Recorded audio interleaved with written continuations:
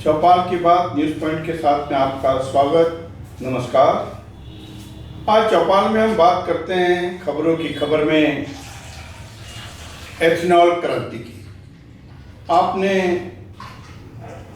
60 के दशक में हरित क्रांति का नाम जरूर सुना होगा।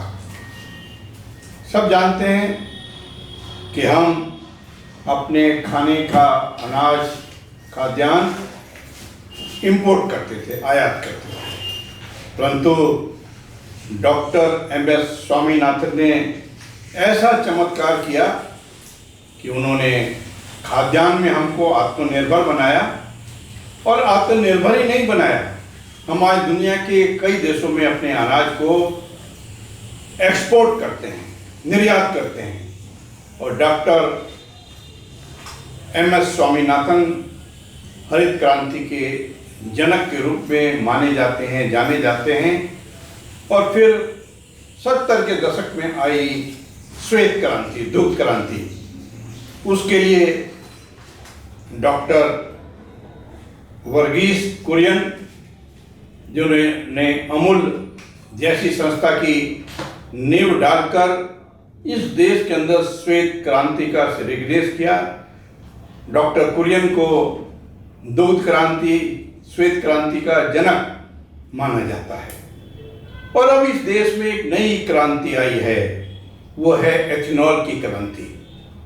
और उसका जनक कौन है मैं समझता हूँ, इसको सुनने वाले मुझको, जानने वाले। और आज ये एथेनॉल क्रांति सबसे अधिक चर्चा का विषय है। सोशल मीडिया में यदि सबसे अधिक ट्रोलिंग आज की डेट में हो रही है, आज की तारीख में, वो तो एथेनॉल की हो रही है। और वो एथेनॉल जिसको पेट्रोल के साथ ब्लेंड करने के लिए केंद्र सरकार ने निर्णय लिया है। और एथेनॉल क्रांति के जनक के रूप में लोग केंद्र सरकार के बहुत वरिष्ठ मंत्री हैं नितिन गडकरी, उनका नाम लेते हैं। और बड़े आश्चर्य की बात है, एथेनॉल की पेट्रोल में ब्लेंडिंग करने की शुरुआत, उसके जनक हमारे केंद्रीय सड़क परिवहन मंत्री को माना जाता है, जाना जाता है। और ये भी आश्चर्य की बात है कि एथेनॉल क्रांति से पहले, पेट्रोल की ब्लेंडिंग से पहले किन लोगों ने इस पर रिसर्च करी। अमेरिका में 10% इथेनॉल पेट्रोल में डालते हैं। ब्राजील में 27% 2070 से इथेनॉल पेट्रोल में डालते हैं। फ्रांस में 10% स्टैंडर्ड ब्लेंड है, इथेनॉल पेट्रोल में डालते हैं। जर्मनी में 10% इथेनॉल डालते पेट्रोल में। स्वीडन में 10% डालते हैं। कनाडा में 5 से 10% है। फिलीपाइंस में 10% है।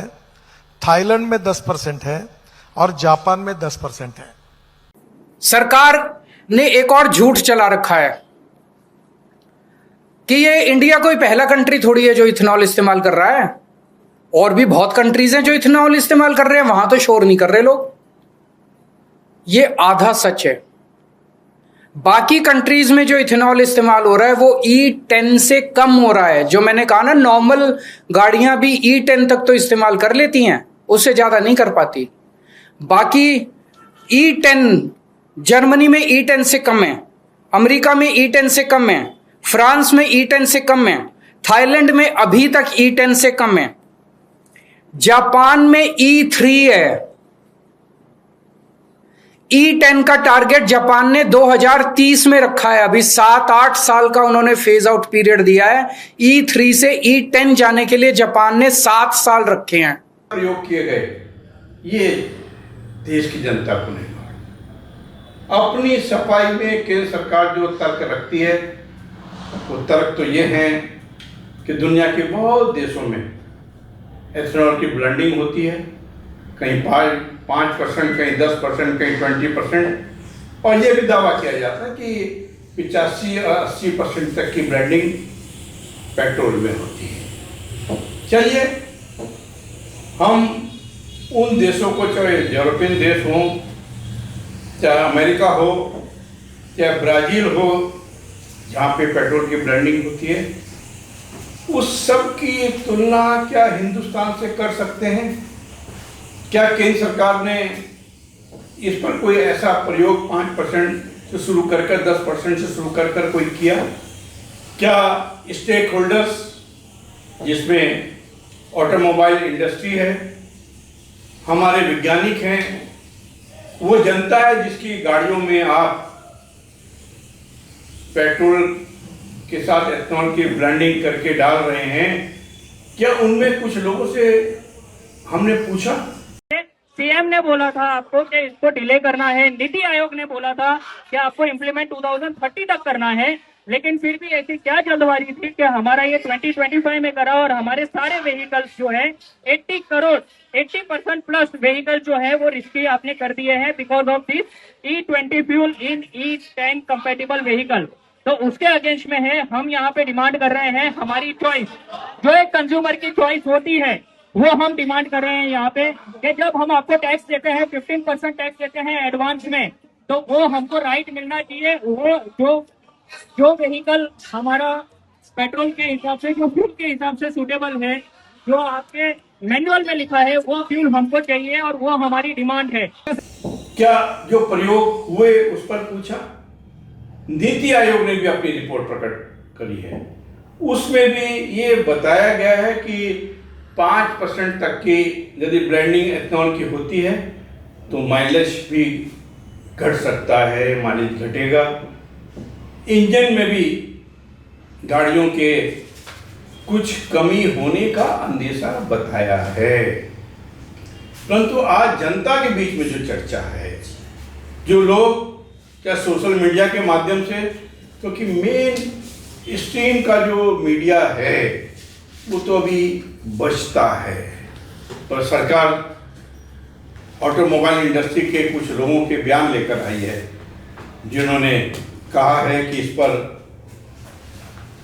बहुत कम अंतर होता है, और ये भी कहा कि 2023 से पहले बनी हुई गाड़ियां जो हैं उन पर अंतर ज़्यादा आएगा। और ये दावा किया गया कि पेट्रोल ब्लेंडिंग से इंजनों में कोई फर्क नहीं पड़ता। तो हम आज ये भी बताते हैं आपको, हमारे कॉमेडियन हैं शेखर सुमन, उन्होंने एथेनॉल ब्लेंडिंग के ऊपर बहुत मजेदार कॉमेडी की है। इन दिनों देश की 80% जनता जिस बात को लेकर सबसे ज्यादा कंफ्यूज्ड है वो है पेट्रोल में मिला 20% एथेनॉल। जनता कंफ्यूज्ड है, गाड़ियां कंफ्यूज्ड हैं, विपक्ष कंफ्यूज्ड है, और लग तो ये रहा है कि सरकार खुद भी कंफ्यूज्ड ही है।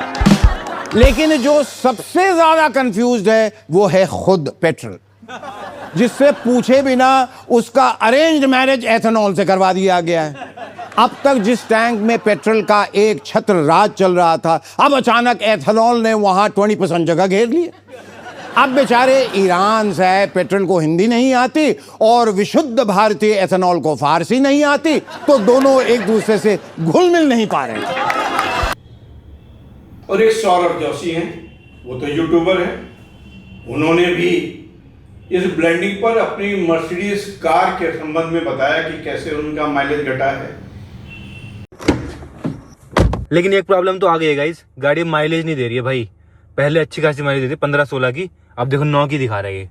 और मैंने कल ही पेट्रोल भरवाया था और इतना पेट्रोल कम भी हो गया है ना। कल मैंने आपको दिखाया था हमारी गाड़ी की माइलेज हो गई थी 17 से सीधा 9 पे, और आज पता कितनी हो गई है? आज हो गई 5 की भाई। ये देखो 5 की माइलेज दिखा रहा है भाई। ये क्या हो गया इथेनॉल की वजह से यार। और एक और सज्जन है, वो भी एक्टिविस्ट हैं, तहसीन पूनावाला। जब माननीय गडकरी जी ने कहा कि इस ब्लेंडिंग से कोई नुकसान नहीं हो रहा, कोई एक भी आदमी मेरे सामने आकर यह दावा करे कि उसकी इंजन में, उसकी माइलेज में फर्क पड़ा है, तो मैं मान जाऊंगा।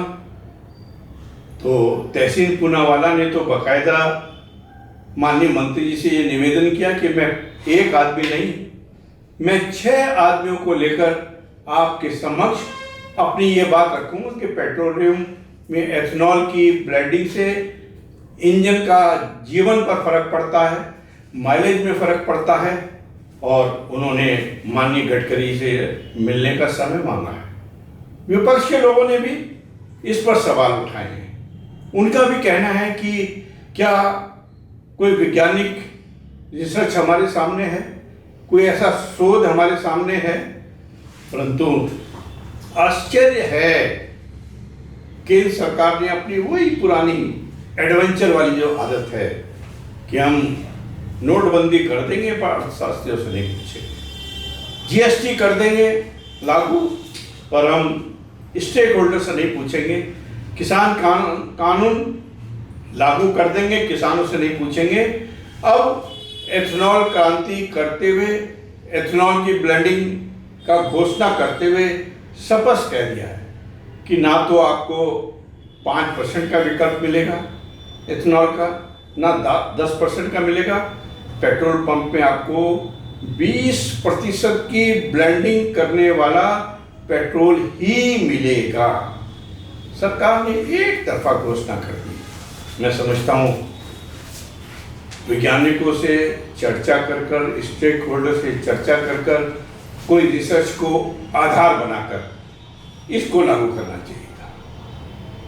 हमारे ऑटोमोबाइल इंडस्ट्री के लोग इस पक्ष में बेशक सरकार का समर्थन करते हों, पर इंडस्ट्री के लोगों का समर्थन करना तो वही है, कहीं ईडी का दबाव होगा, कहीं इनकम टैक्स का दबाव होगा, कहीं आपके इंस्पेक्टरों का दबाव इंडस्ट्री के लोगों को होगा। उन्हें सब्सिडी भी लेनी है, उन्हें अन्य सुविधाएं भी केंद्र सरकार से लेनी है, तो उनकी क्या मजा। पर सोशल मीडिया में यदि आज सबसे अधिक चर्चा किसी बात की है तो सरकार की इसी निर्णय की है कि मेरा इंजन खराब हो गया, मेरी माइलेज खराब हो गई, मेरी गाड़ी का इंजन बैठ गया। यहाँ तक कि जो मिडिल क्लास है, जो स्कूटर पे चलता है, जो मोटरसाइकिल पे चलता है, जो जिसके जीवन में एक कार ही आधार होता है, उसके जो सोशल मीडिया में आने वाली उनकी बातें हैं, जो सोशल मीडिया में ट्रोलिंग हो रही है, उसमें सैकड़ों मैकेनिक हैं, सैकड़ों जनता के स्कूटर मोटरसाइकिल कार चलाने वाले लोग हैं, पर सरकार टस से मस नहीं होगी। सरकार ने मान लिया है असहमति, विरोध प्रदर्शन का उनके लोकतंत्र में कोई स्थान नहीं है। आज चौपाल में न्यूज़ पॉइंट के साथ इतना ही। नमस्कार।